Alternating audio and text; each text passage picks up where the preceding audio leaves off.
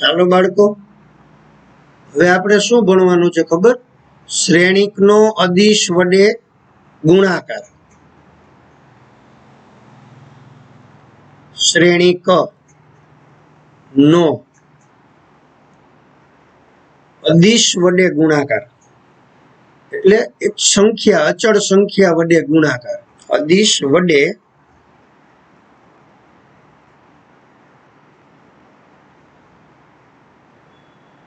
ગુણાકાર. અદિશ વડે ગુણાકાર. ખાસ ધ્યાન દો દીકરાઓ, જો a બરાબર aij એ m ક્રોસ n શ્રેણિક હોય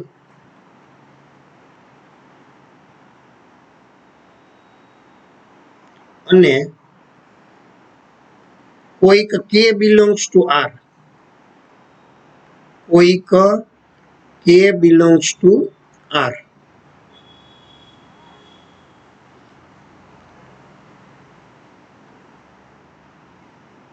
શ્રેણિક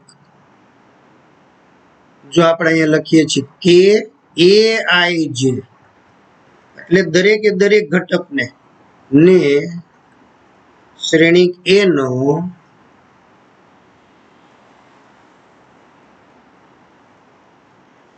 અદિશ k વડે ગુણાકાર કહે છે.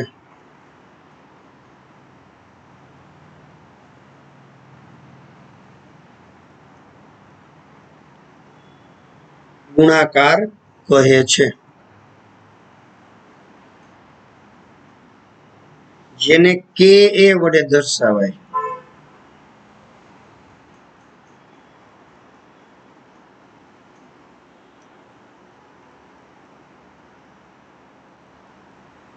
રેડી બાળકો? કે હા સર, સમજાઈ ગયું? તો કે હા સર. ખાસ નોંધ લખો દીકરાઓ, શ્રેણિક કે એ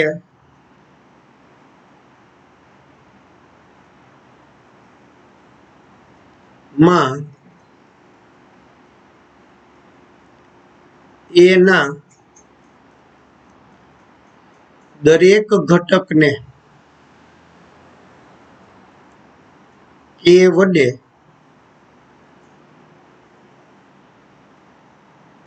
ગુણવામાં આવે છે. ખાસ ધ્યાન દો. રેડી? કોના વડે ગુણવામાં આવે છે? તો કે વડે બધાને ગુણવાના આવે. જેટલા ઘટકો હોય ને એ બધા ઘટકોને આપણે શું કરવું પડે? ગુણવા પડે. અદિશ વડે ગુણાકારમાં બીજું કઈ ના હોય. હવે આપણે એના ગુણધર્મો ભણીએ. શું ભણશું દીકરાઓ? આપણે એના ગુણધર્મો.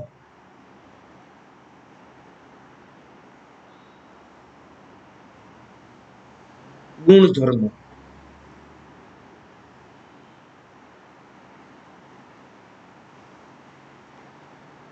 ચાલો, શું કહે છે ગુણધર્મોમાં ખબર તમને?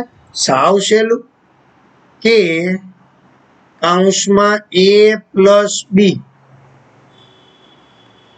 બરાબર કે એ પ્લસ કે બી. આવી રીતે દીકરાઓ. હા, કે કૌંસમાં a પ્લસ બી, આ પહેલો ગુણધર્મ.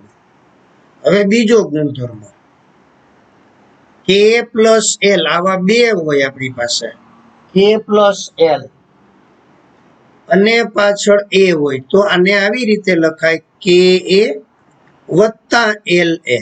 આમ થાય દીકરાઓ. આ એના ગુણધર્મો છે. મગજમાં આવી ગયો?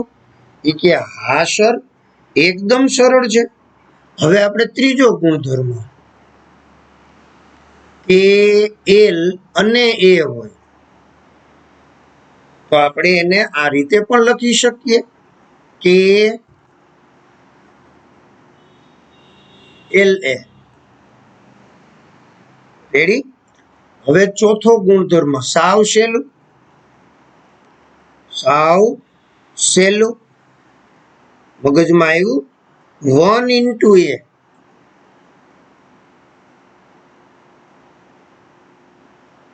એટલે a અને -1 ઇન્ટુ a એટલે -a. જોયું કે હા સર? બોલો, આટલું સરળ છે હો. મગજમાં આવ્યું તો કે હા સર. ચાલો ચાલો આનો સ્ક્રીનશોટ લઈ લ્યો ફટાફટ. હવે આપણે ભણવાનું છે પરિવર્ત શ્રેણી. શું ભણવાનું છે? પરિવર્ત શ્રેણીક.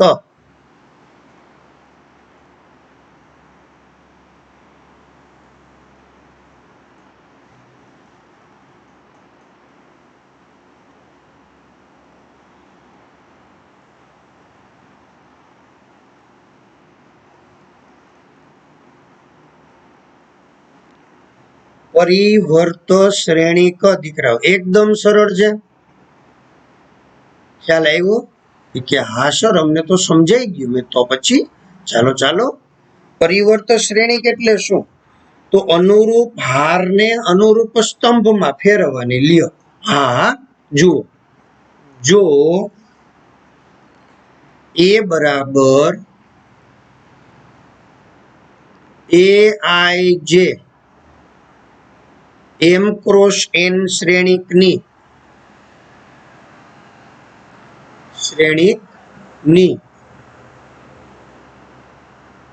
બધી જ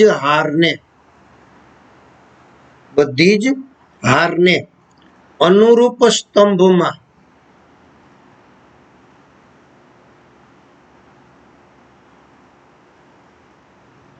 ફેરવવામાં આવે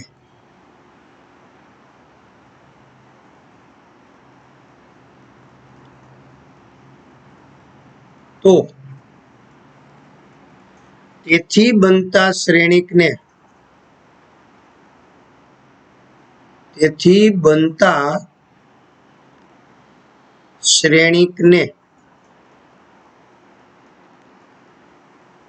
શ્રેણીક A નો પરિવર્ત શ્રેણીક કહે છે.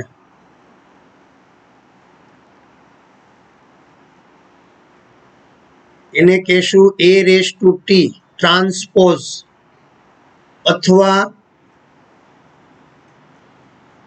a ડેશ એમ પણ દર્શાવે છે. ક્યારેક ક્યારેક આવી વડે દર્શાવાય.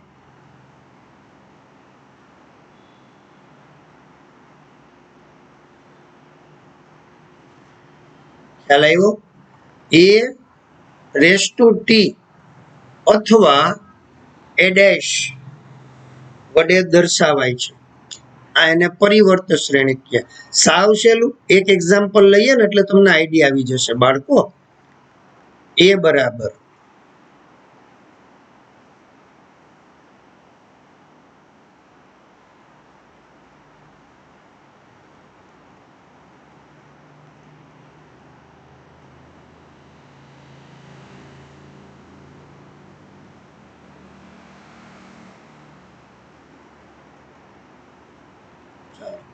બરાબર અહીંયા 3 -2 1 4 5 7 આ કયું છે? તો કે 2/3 બે હાર અને 3 સ્તંભ.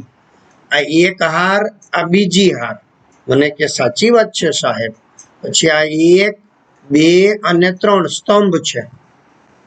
તો હવે આપણે અહીંથી a ડેશ અથવા તો ટ્રાન્સપોઝ a⁻t તો પેલી હાર પેલો સ્તંભ એટલે આમ સ્તંભ બની જાય 3 -2 1. બીજી હાર છે એ બીજો સ્તંભ બને 4 5 7. તો હવે કેવું થઈ જાય? 3/2. બસ આને કહેવાય એનું પરિવર્ત શ્રેણીક. ખ્યાલ આવ્યો? સાવ સહેલું. ચાલો ક્લિયર? સ્ક્રીનશોટ લઈ લ્યો. પરિવર્ત શ્રેણીકના ગુણધર્મો દીકરાઓ બહુ સહેલું. પરિવર્ત શ્રેણીક, હા એના ગુણધર્મો a ડેશ એનો પરિવર્ત m બરાબર a. ટૂંકમાં કોઈ પણ શ્રેણીકનો પરિવર્ત શ્રેણીક લઈએ અને ફરી પાછો એનો પરિવર્ત શ્રેણિક લઈએ તો આપણને મૂળ શ્રેણિક પાછો મળે છે. હા, બીજી બાબત, બે શ્રેણિક હોય a પ્લસ બી અને એનો પરિવર્ત લઈએ અથવા તો એનો પરિવર્ત લઈ લઈએ, બી નો પરિવર્ત લઈએ અને સરવાળો કરીએ તો એ સરખું જ થાય. તો પછી એવી જ રીતે માઇનસ માટે પણ અસર કરે, બંને સરખા. અને ત્રીજો ગુણધર્મ એકદમ સરળ, કે એ અદિશ વડે ગુણાકાર હોય તો આ કે એમનેમ 12 આવે અને એ ડેશ. આમાં ક્યાંય એવું વિચારતા નહીં હો કે ડેશ એ ડેશ, આવું ન થાય મારા દીકરાઓ. કે એટલે તો અચળ સંખ્યા, અચળ વડે ગુણાકાર. તો હવે આના ઉપરથી આપણે ભણવાનું છે સંમિત શ્રેણી. સંમિત, આ ખાસ સમજવાનું છે દીકરાઓ. સંમિત શ્રેણિક. તો આના માટે ચોરસ શ્રેણિકની જ વાત હોય. સિમેટ્રિક શ્રેણિક કહેવાય જેને, સિમેટ્રિક મેટ્રિક્સ.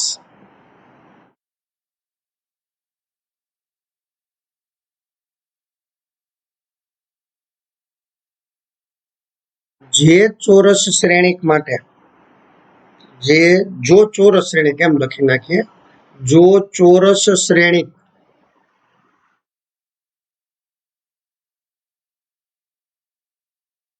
એ માટે ટ્રાન્સપોઝ બરાબર એ, ટૂંકમાં A dash is equal to A હોય. ટૂંકમાં પરિવર્ત શ્રેણિક તમે મેળવો કોઈ શ્રેણિકનો અને ઈ પાછો મૂળ શ્રેણિક જ હોય તો આપણે એને શું કહેશું? સંમિત શ્રેણિક કહેવામાં આવે. તો એને સંમિત શ્રેણિક કહે છે.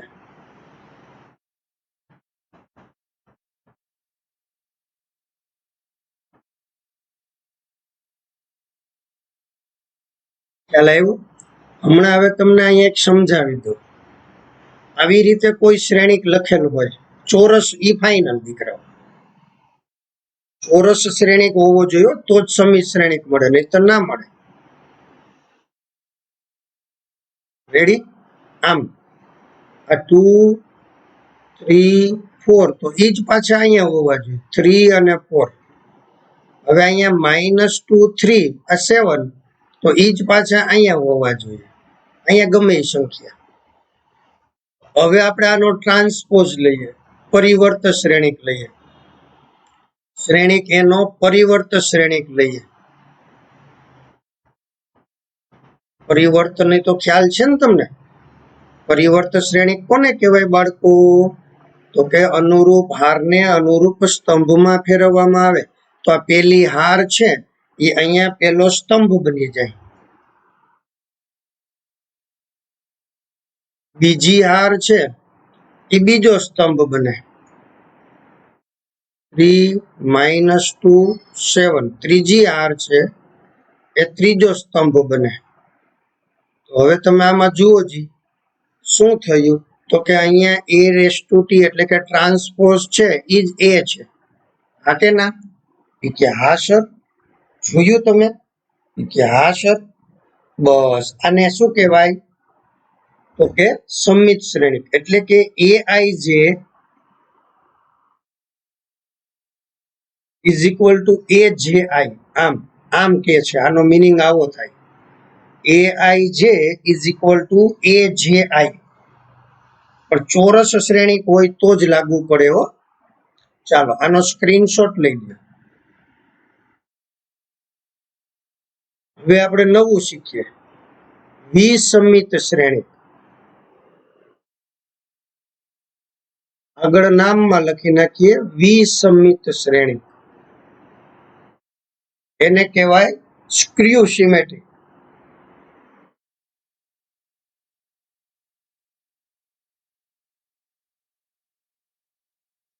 હવે આમાં શું હોય ખબર? જો કોઈ ચોરસ શ્રેણિક એ માટે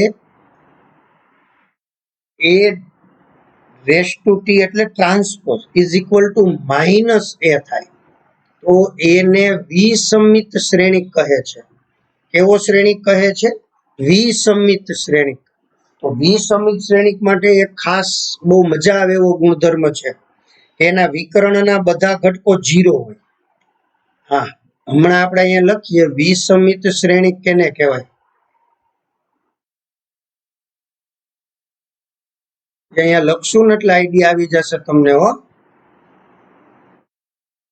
જુઓ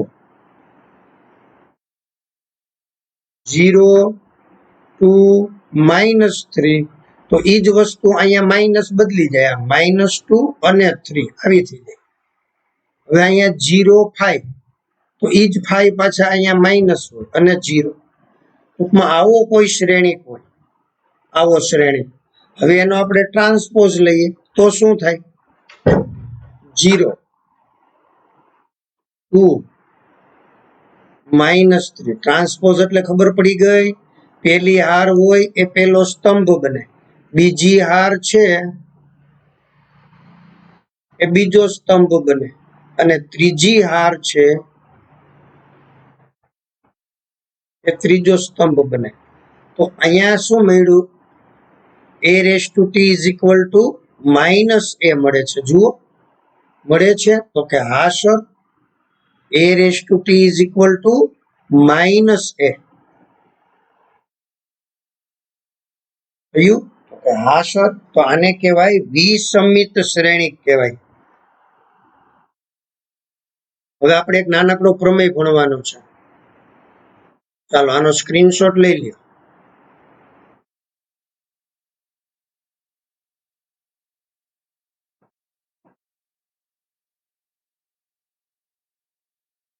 એકદમ સરળ બાબત.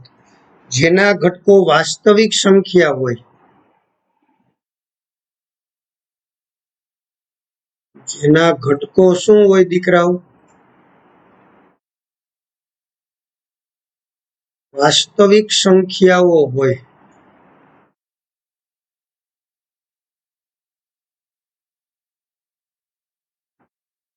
એવા કોઈ પણ ચોરસ શ્રેણિક માટે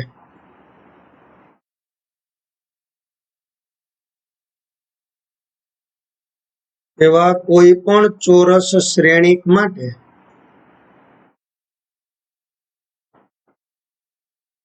a પ્લસ a ડેશ એ હંમેશા સમમિત શ્રેણિક જ હોય.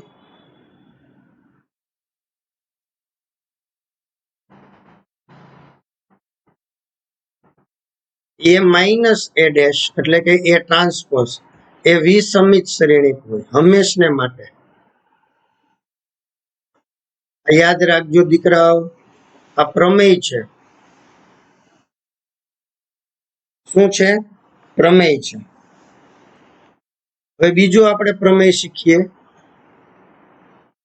તમને આના દાખલા આવશે કે કોઈ પણ ચોરસ શ્રેણિકને કોઈ પણ ચોરસ શ્રેણિકને સમિત અને વિસમિતના સરવાળા સ્વરૂપે દર્શાવી શકાય. એક સમમિત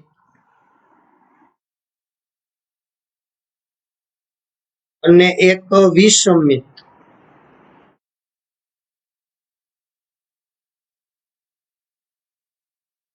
વિસમિત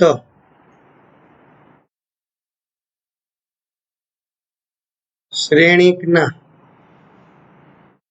સરવાળા તરીકે રજૂ કરી શકાય છે, દર્શાવી શકાય છે.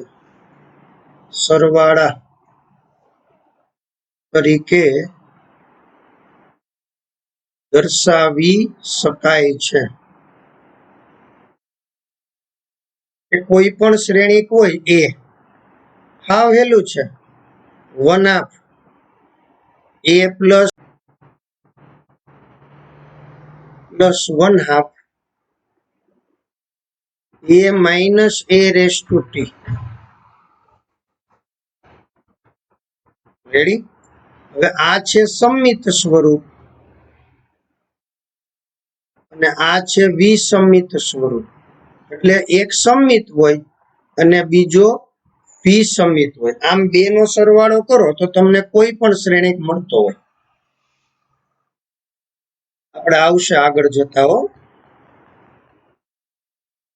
ચાલો આનો સ્ક્રીનશોટ લઈ લ્યો દીકરાઓ. એકદમ સરળ છે. પછી હવે આપણે દાખલા ભણવાના છે.